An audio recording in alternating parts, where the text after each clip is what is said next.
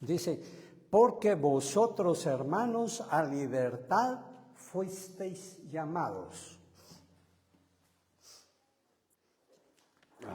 Pues conforme el tiempo que vivimos, parece que estamos en el mes de la libertad, ¿verdad? Solo que ellos hablan de otra libertad, de la libertad entre naciones, de una dependiente de la otra. Pero así como ese concepto, también hay muchos conceptos parciales o equivocados de lo que es la libertad. La verdadera libertad, que aquí la palabra de Dios nos está mostrando o diciendo a qué libertad fuimos llamados. Porque la libertad de Dios es infinitamente superior a cualquier libertad que el hombre quiera tener aquí en la tierra.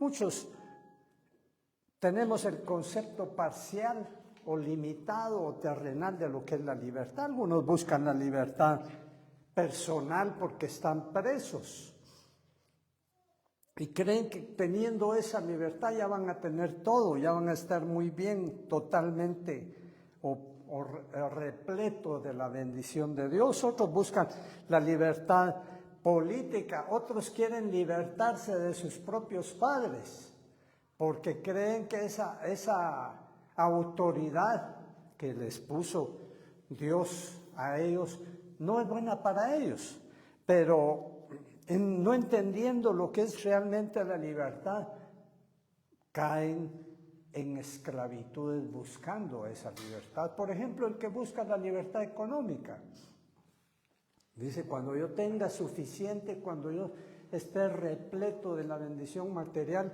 entonces voy a estar muy bien. Creen que esa es la mejor o la faceta de la libertad que va a llenar plenamente su vida. Y cuando llega esa bendición material, esclaviza la bendición material al hombre. Ya el hombre se vuelve servidor de las riquezas, en lugar de que esas riquezas o bendición material sea un servidor de él mismo para que él cumpla los propósitos que Dios tiene aquí para él en la tierra. Y así, el que se quiere emancipar de sus padres cae en un libertinaje, en una esclavitud afuera del hogar, que es peor tal vez que aquella esclavitud que él creía que tenía. Entonces, no es de esa libertad que Dios está hablando, sino que de una libertad completa. Nosotros sabemos que el hombre es integrado por tres partes de su ser. Tenemos el cuerpo, tenemos el alma y tenemos el espíritu. Y sabemos que lo principal es el espíritu. Y aquí Pablo se dirige a los que tienen el espíritu, precisamente esa parte de todo ser que está vivificado, que está vivo, que ha recibido la bendición de Dios. Es decir, por ahí tiene que comenzar la libertad. El que no recibe libertad en su espíritu, porque Dios se la ha dado a través del medio o de la forma como Él ha establecido, ninguna otra libertad le va a servir para bien o nunca la va a alcanzar. Y vamos a ver entonces cómo el Señor dice aquí, el Señor Jesucristo dijo, Juan 8:36, así que si el Hijo os libertare, seréis verdaderamente libres.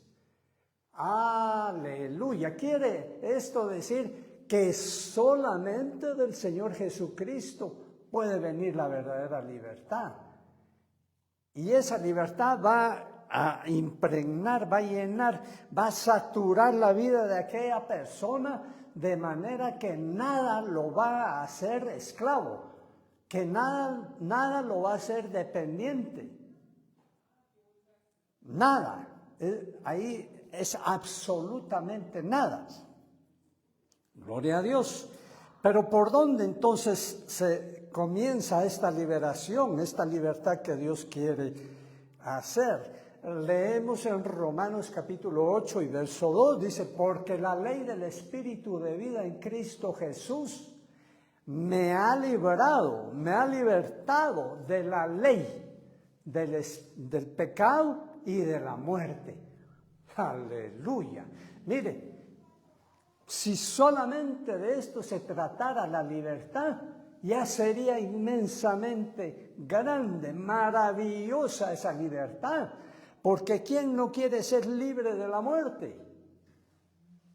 ¿Quién no quiere estar libre de esa condenación que nos vino a través de los primeros padres, Adán y Eva, y estar libre de esa maldición, de esa condenación de que vamos a morir eternamente, de que vamos a ser desechados por Dios eternamente?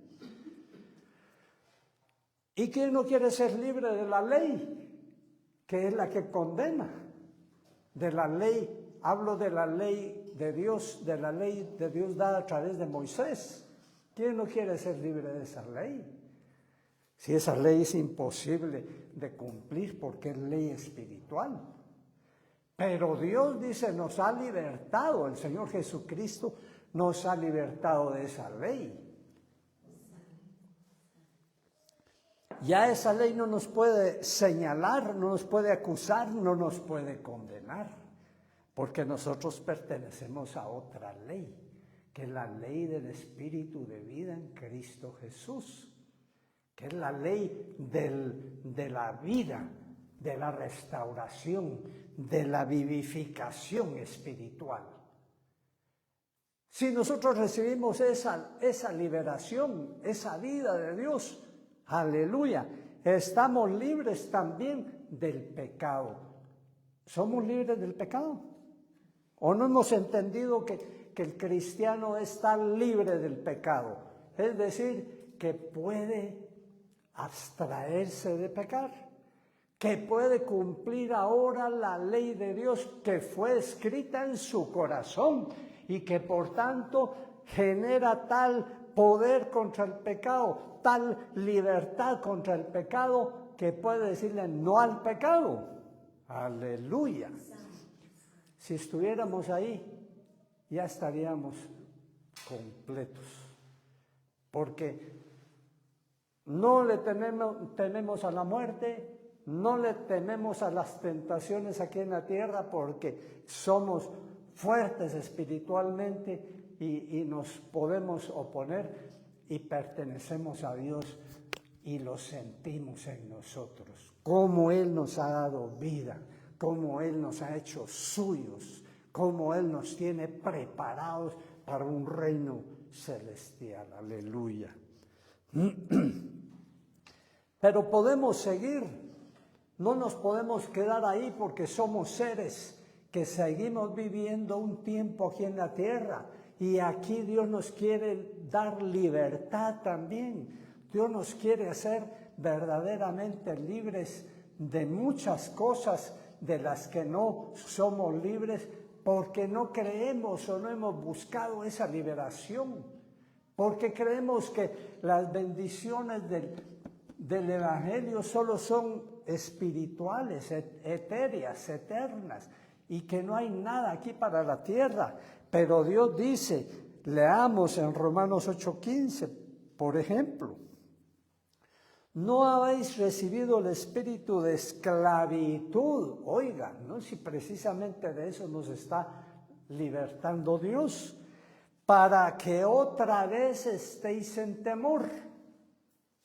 Si no le temes a la muerte, porque ya la muerte para ti ya no corresponde, entonces, ¿cuál podría ser tu temor aquí en la tierra? ¿Qué sería lo que te aterrorice?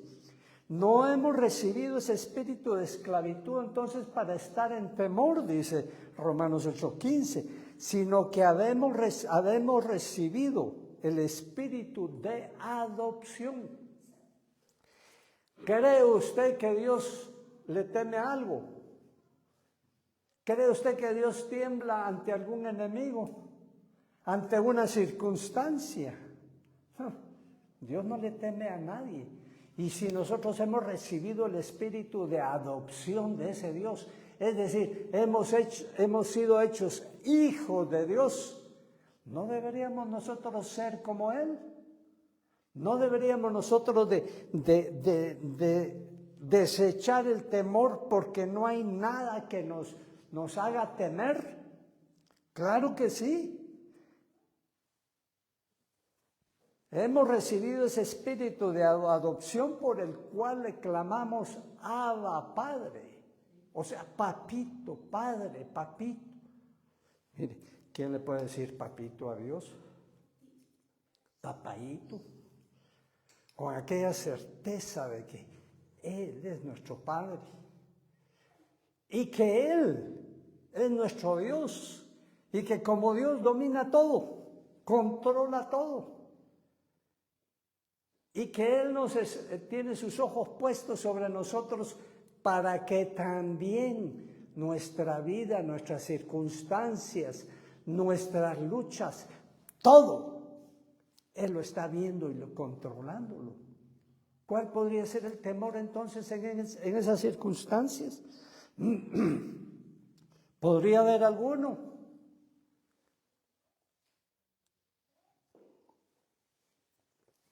Piense usted en sus temores. ¿Le corresponderían? ¿Es razonable? ¿Es espiritual? ¿Es divino que usted le tema a eso? Dice también en 2 Timoteo capítulo 2 y verso 7, porque no nos ha dado Dios un espíritu de cobardía, sino de poder, de amor y de dominio propio. Entendamos bien lo que aquí nos dice. No nos ha dado Dios un espíritu de cobardía. ¿Qué es lo contrario de un cobarde? Pues un valiente. Un valiente es lo contrario de un cobarde. Eso es lo que nos ha hecho Dios, un valiente. Y un valiente, ¿qué es lo que hace? Pues un valiente hace lo que tiene que hacer. Se enfrenta a las circunstancias que se tiene que enfrentar. Lucha sabiendo que es débil, pero que Dios le ha dicho, diga el débil, fuerte soy con poder del Señor. Sabe que es limitado, pero sabe que tiene un Dios ilimitado que está con él. Y que ese Dios ilimitado en su poder ha tomado nuestras luchas como las de Él, como propias. Y entonces hay seguridad de una victoria. No hay seguridad de que no van a haber luchas. No hay seguridad de que no van a haber enemigos. No hay seguridad de que no se van a levantar. Pero sí hay seguridad de que hay victoria en Cristo Jesús. Aleluya. Pero también dice acá que nos ha dado un espíritu de poder. Y eso es lo que Dios quiere que veamos también. Que nuestra vida, que nosotros no somos terrenales, así como Pablo lo dijo. Vosotros no sois de este mundo. Qué palabras, ¿verdad? ¿De dónde somos? Del reino celestial. ¿Y cuáles son los poderes del Evangelio y del cristiano y del Espíritu Santo que mora en nosotros? Son los poderes del siglo venidero. El cristiano que realmente le ha creído a Dios sabe que esos poderes están ahí disponibles para que cuando Él obedezca, id y predicad el Evangelio a toda criatura, sanad enfermos, echad fuera demonios, haced milagros, etcétera, etcétera, levantad muertos. Así va a ser, porque no somos nosotros.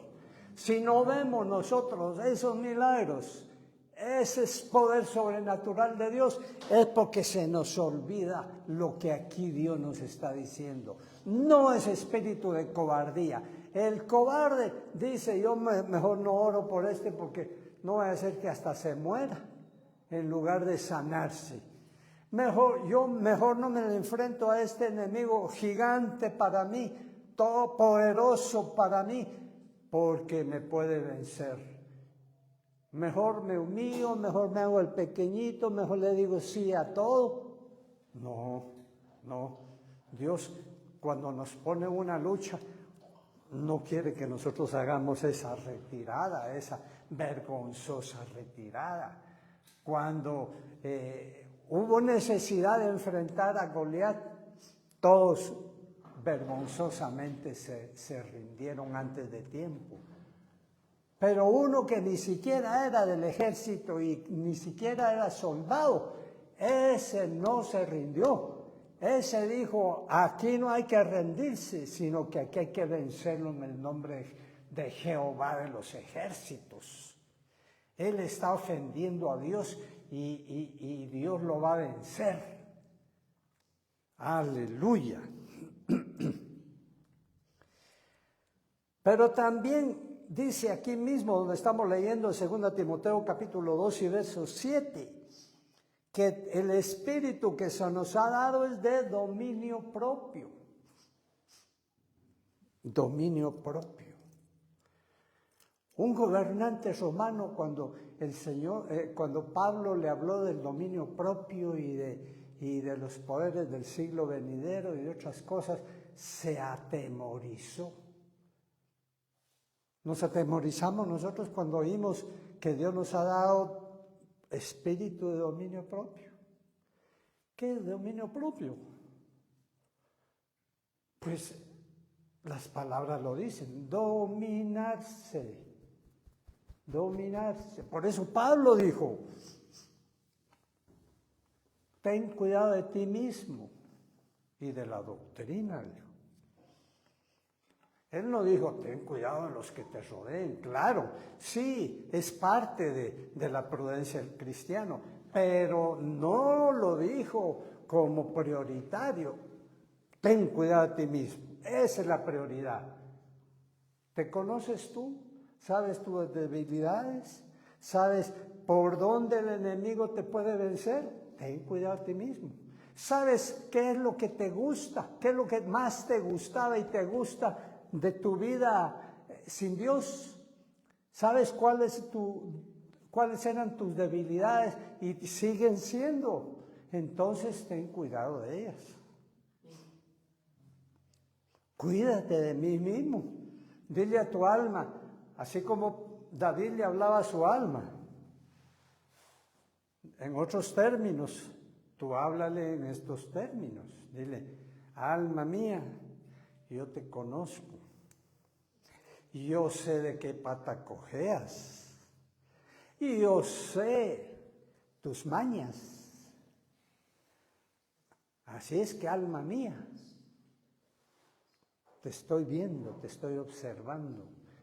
Me estoy cuidando de ti. Y cuando venga la tentación, entonces allí, directamente en contra del alma, ¿qué estás haciendo? ¿Te estás levantando otra vez en rebelión? ¿Qué estás haciendo? ¿Te estás olvidando a quién perteneces? ¿A quién tienes que obedecer? ¿Te estás olvidando quién es el que te dio vida? ¿Te estás olvidando a dónde vas? Y no creamos que el alma va a decir, ay, sí, ya entendí, voy a obedecer. No, es que todo eso hay que hacerlo con las dos manos puestas en el cuello del alma, para que ahí se mantenga, ¿verdad? Amordazada, atragantada, para que no se levante. Amén. Dominio propio. Dios no nos ha llamado a dominar a otros. a tener dominio propio. De manera pues de que en esas circunstancias comienza a ver la verdadera libertad que Dios tiene para nosotros. ¿Por qué están en la cárcel física muchos? Por falta de dominio propio, por haber dejado que su alma se desboque para ese lado. ¿Por qué? Porque muchos están en cárceles, en prisiones espirituales, porque entregaron su alma a aquellas desviaciones, aquel poder espiritual que los comenzó a gobernar y llegó a ser los esclavos. Pero en Isaías 61, el Señor Jesús habla contundentemente al respecto de la liberación que Él vino a hacer de todo eso. Leamos. El Espíritu de Jehová el Señor está sobre mí porque me ungió Jehová. Dice, me ha enviado a predicar buenas nuevas a los abatidos, a vendar a los quebrantados de corazón. Es decir, Dios nos quiere libertar de nuestro pasado que ha traído todo este daño a nuestra vida. Muchos estamos quebrantados por nuestro pasado, muchos estamos dolidos o abatidos por nuestro pasado, por las heridas recibidas, los rechazos recibidos, el daño que la humanidad nos hizo, tal vez nuestros seres más queridos, pero ya no tiene que ser así. Dios nos ha dado libertad.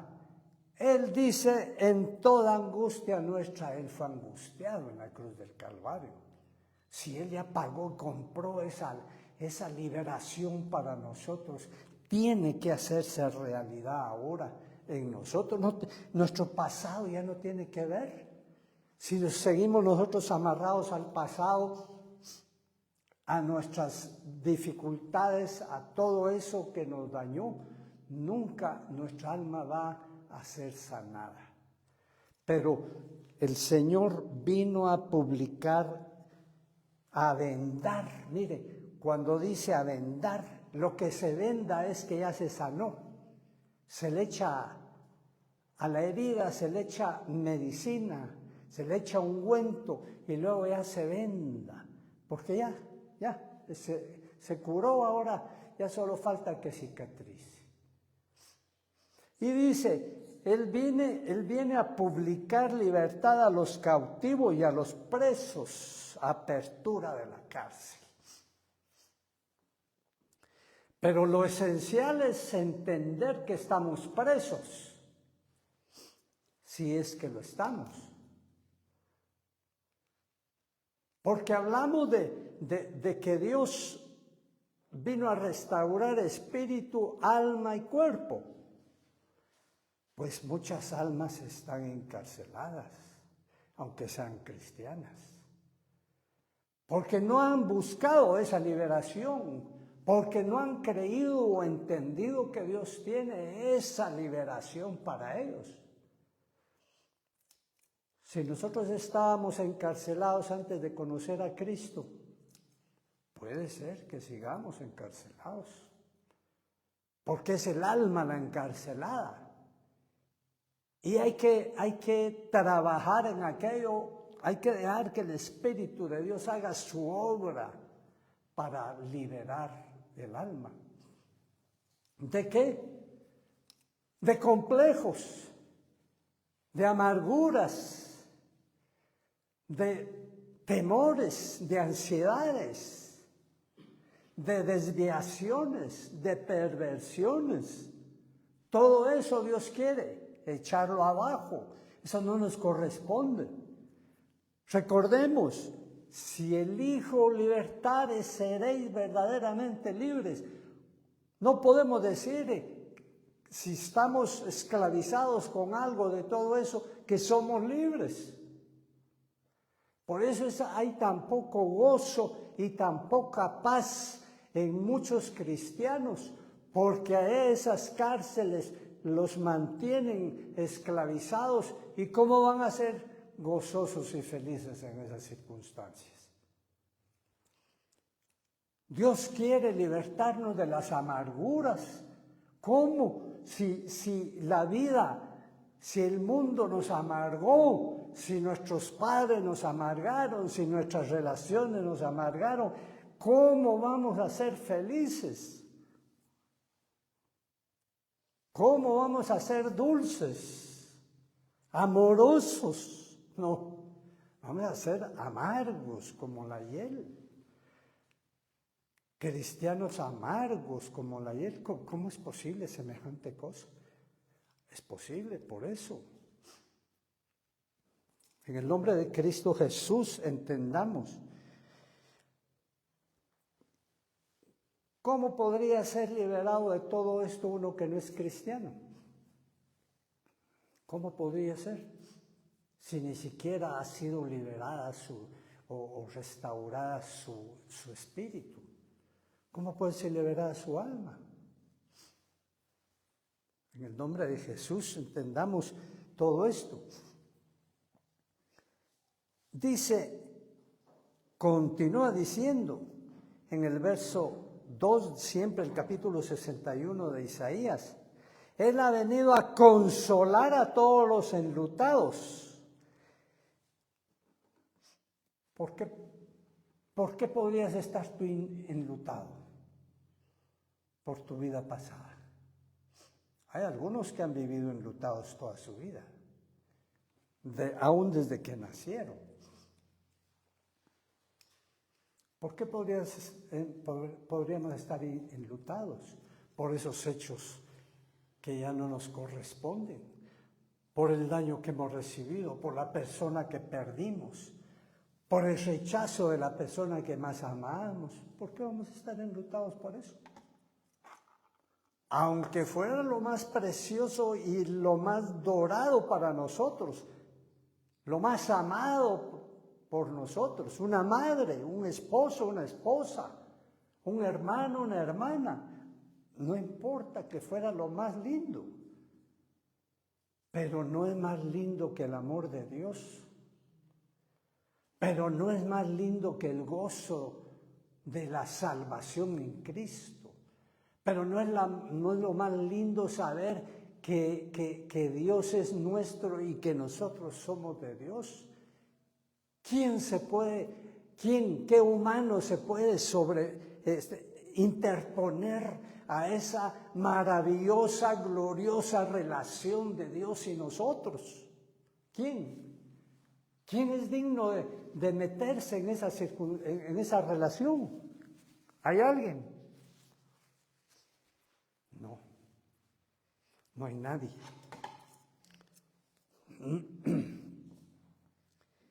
Y entonces dice que Él viene a consolar a los enlutados. Una vez le hablé yo a una persona que se le murió su hija.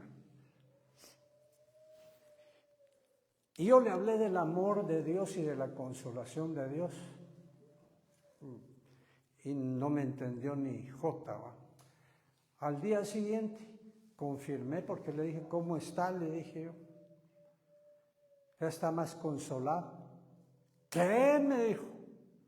¿Cómo voy a estar consolado? Y a punto de pegarme. Porque no conocen la consolación de Dios. Porque no saben que realmente hay una consolación de Dios. Y muchos cristianos no saben. No han entendido, y si lo han sabido y entendido, no lo han recibido, que hay una consolación de Dios para el cristiano. Que ese dolor, esa amargura, esas circunstancias del pasado ya no nos corresponden. Es de aquí, de ahora para adelante con Cristo. Puesto los ojos en Cristo, autor y consumador de la fe, viendo para adelante, dejando lo que queda atrás, dijo Pablo, y y viendo solamente para adelante. Nadie puede caminar bien en Cristo, en su Evangelio, si lleva ese lastre, esa carga del pasado. Es que usted no sabe lo que me hicieron cuando yo era niña, cuando yo era joven, cuando yo era bebé. Sí, el diablo es artero y violento y ha tratado de destruir cada vida antes de que se llegue a los pies de Cristo. Pero si no lo logró hacer, porque a pesar de todo, Cristo estaba con nosotros, aunque nosotros no estábamos con Él.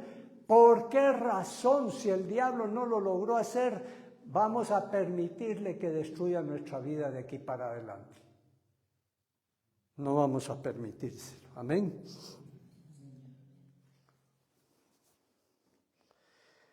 Pues entonces termina diciendo Isaías 61, a ordenar que a los afligidos de Sión se les dé gloria en lugar de ceniza, óleo de gozo en lugar de luto, manto de alegría en lugar del espíritu angustiado. Aleluya. Hemos recibido ese óleo de gozo, ese manto de alegría. O todavía hay amargura en nuestra vida, o todavía hay dolor, todavía hay ese sentimiento de que no podemos rehacer nuestra vida. Dios no nos pide que nosotros la hagamos, sino que pide que nos vistamos de ese gozo y de esa alegría, desechando el pasado que nos dañó. En el nombre de Cristo Jesús, ponte de pie y medita en lo que Dios te está hablando.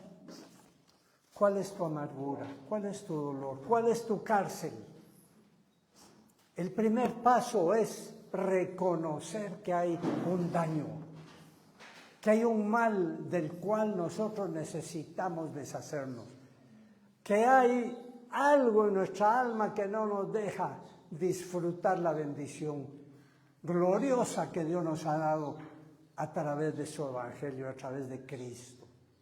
Padre Celestial, en el nombre de Jesús, Señor, gracias, Dios mío, por esa liberación tan grande